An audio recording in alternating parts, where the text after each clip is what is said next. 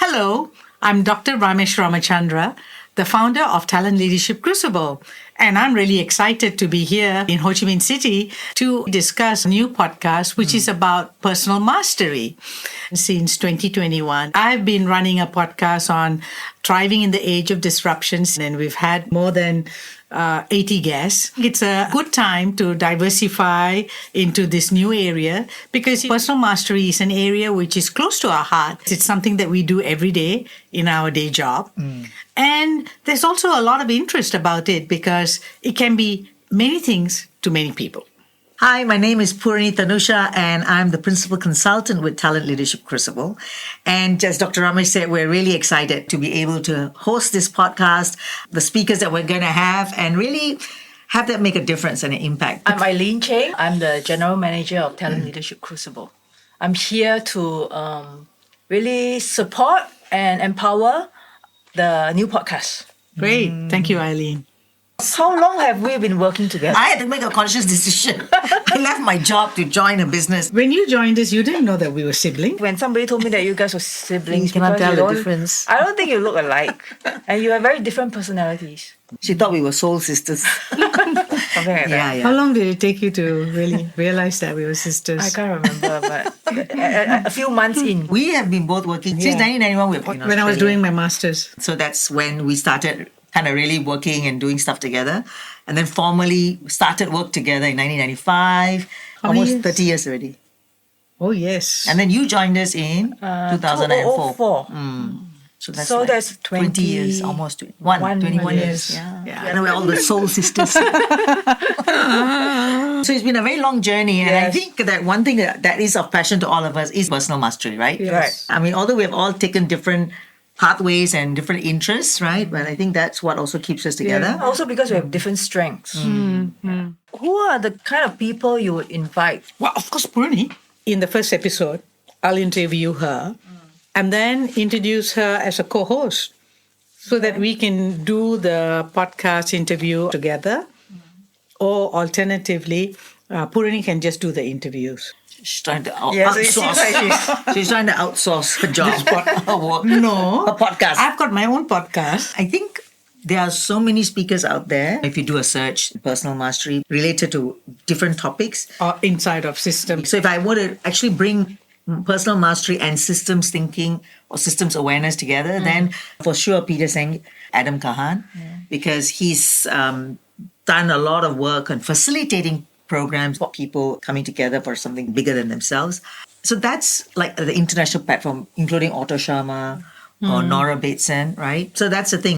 In Vietnam, what we want to really start to highlight are, and we can also interview the next gen, For the younger people. like younger leadership, how they have brought in personal mastery and systemic change into their organization. We can talk to Chris Fron from Mekong Capital, providing transformation for Vietnam through the investee companies in 2009. So that's a long time that he's been up to that. I don't have any women in the group except for yourself, Ronnie. So we'll have to find a list of other women leaders as well. But I think you should look at young people like who are causing ripples and making change and So will they be from being role models for other young people, So- doing something unique. It's funny, right? We are in the age group that we can't call ourselves young, although we are young at heart.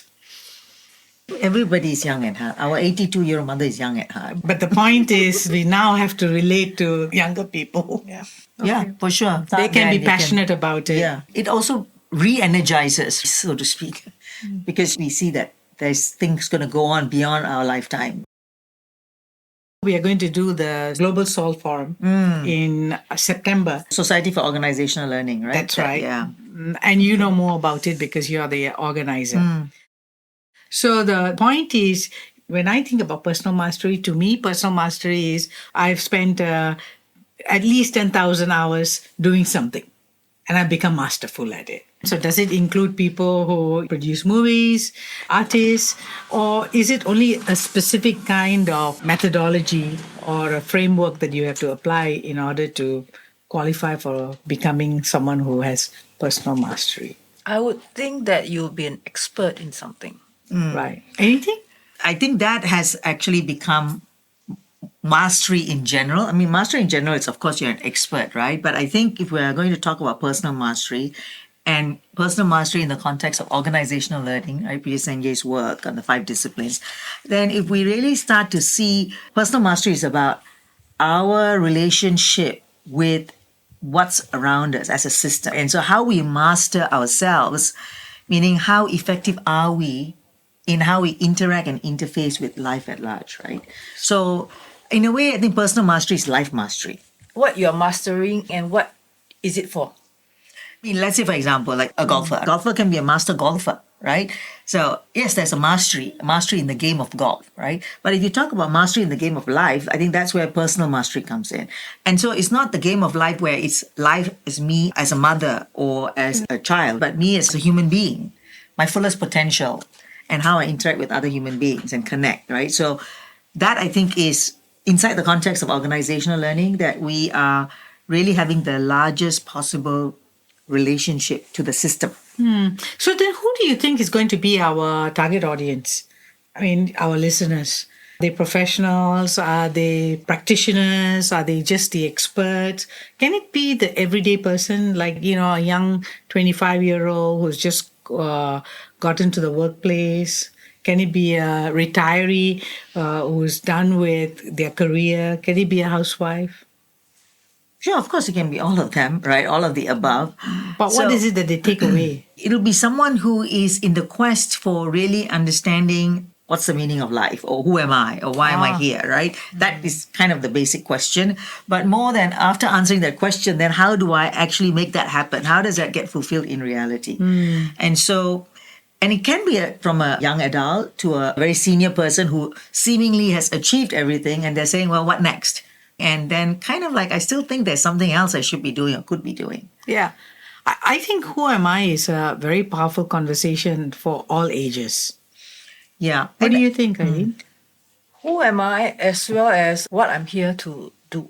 Like the expression of who am I. That's right. So, yeah. I So think that's more for like fulfillment. So is personal mastery the same as self-mastery? That's a good question. I think it comes back to, what we talk about in our, when we talk about the levels of self, right?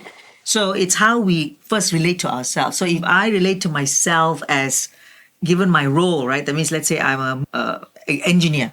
I'm completely associated being from my role or my occupation, then self-mastery then comes associated with that, right?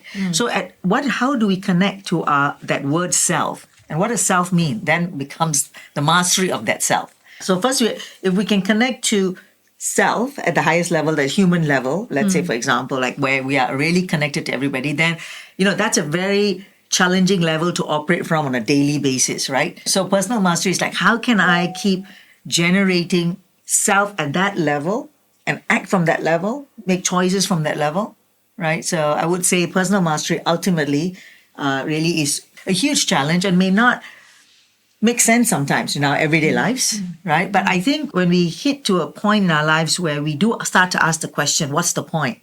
Why am I here? What is beyond this? I think that's when it ties back to really that self and the higher self and the mastery of that self, or living that self. I think also the audience itself, the people who would listen in will be very diverse.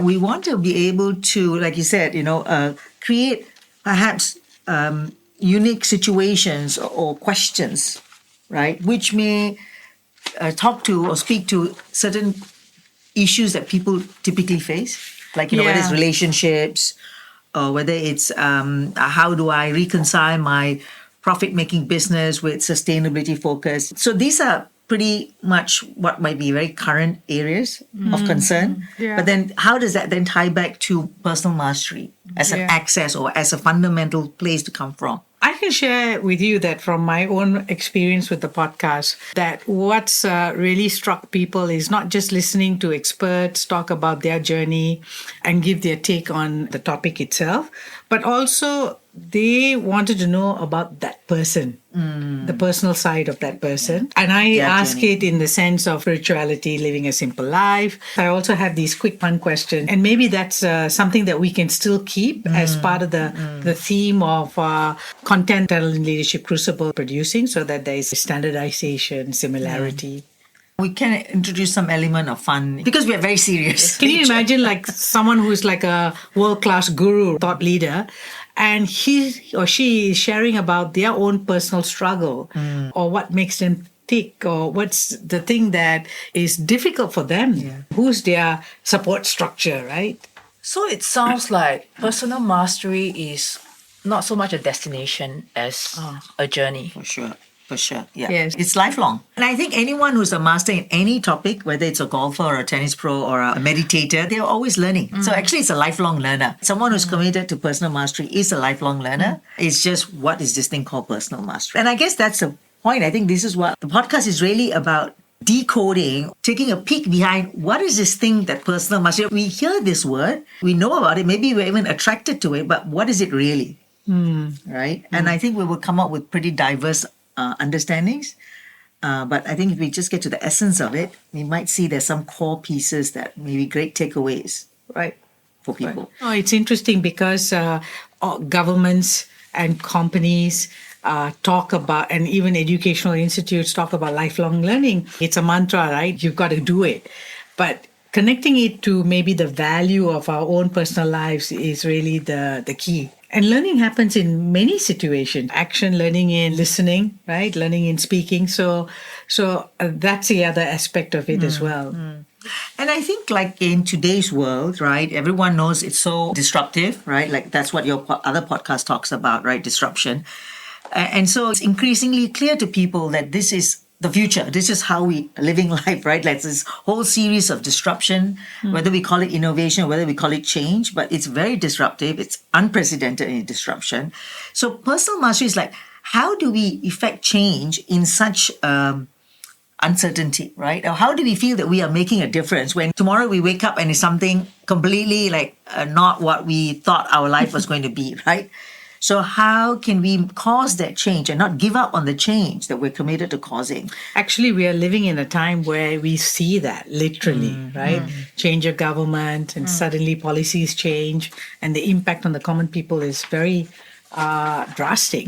Like, I mean, like I was thinking like for the podcast, like what's the effect of mastery? Like the mastery effect. Because personal mastery, it still has to effect some change, Yeah. right? That is bigger than personal. Exactly. In fact, that's the key takeaway about personal mastery. Self-mastery is causing a kind of a shift in the system or what's outside, right? I was looking at the mastery effect and really the systemic change from within. So the change that we want, like almost offset, right? Gandhi and many other thinkers have talked about be the change you want to see, right? And really what that is. I think I kind of like the thing about the mastery effect, coming from the butterfly effect, right?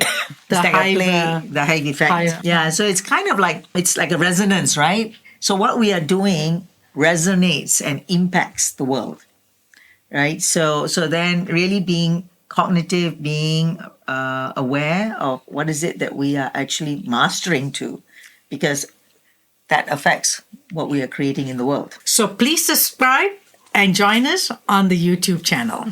Yes. And TikTok. All right, Okay. TikTok. And Facebook. Yes. And LinkedIn. And Instagram. Everywhere. Yes.